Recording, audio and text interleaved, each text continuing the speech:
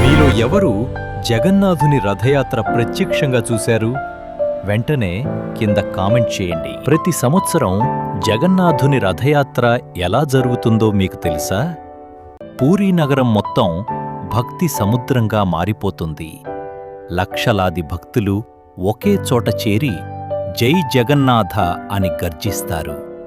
జగన్నాథుడు, బాలభద్రుడు, సుభద్రమ్మ వారి మహారథాల్లో ఆలయం నుంచి బయల్దేరి గుండిచా దేవాలయానికి ప్రయాణం చేస్తారు.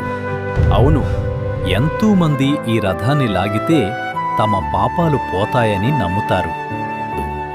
ఆ భారీ రథాలను వేలాది మంది భక్తులు తాళ్లతో లాగుతారు. అది కేవలం ఒక ఉత్సవం కాదు, అది భక్తి, విశ్వాసం, దైవానుభూతి. ఈ మహాయాత్రలో పాల్గొనడమంటే జీవితంలో ఒకసారి పొందే దైవ కృప అంటారు. జై జగన్నాథ స్వామి నయన పథగామి.